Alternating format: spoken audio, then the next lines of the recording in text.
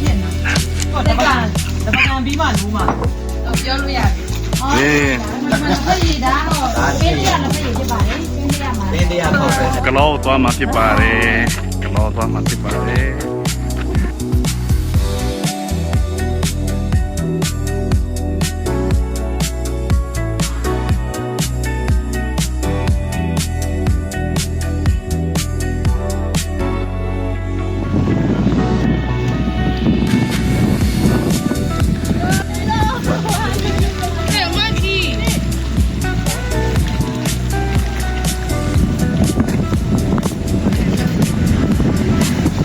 မျိုးရဲ့ဖြစ်တည်တာပေါ့ဟာဒီရွာစုကြီးအားလုံးပိဋိရှာတွေကယထာလမ်းဖောက်တဲ့တောင်ကြီးကိုဖောက်တဲ့အချိန်မှာဒီနေရာအရန်အေးချမ်းတဲ့မြို့လေးမို့လို့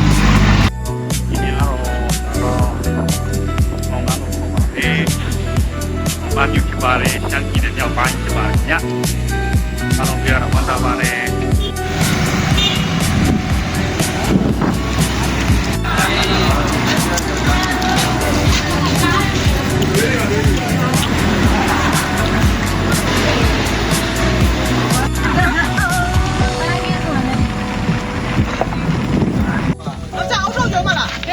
ရဲရောက်ပြန်ပါ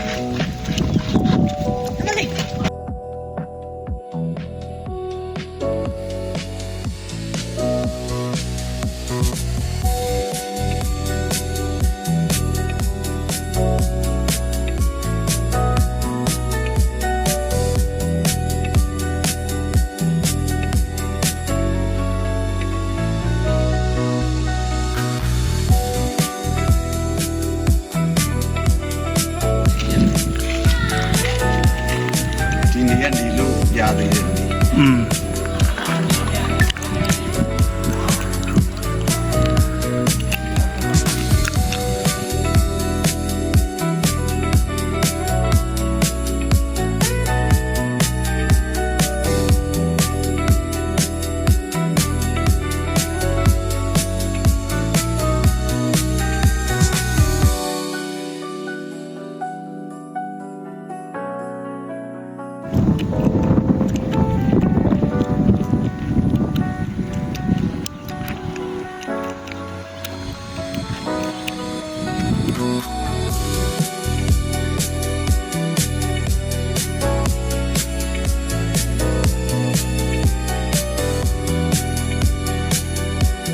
မြင်နေရတဲ့တောင်ကတော့ပြိုက်တောင်လို့ခေါ်ပါတယ်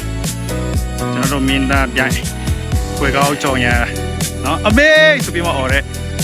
ခွေကောက်ကြောင်ရကျတဲ့နေရာလေးဖြစ်ပါတယ်အားလုံးကျေးဇူးတင်ပါတယ်လို့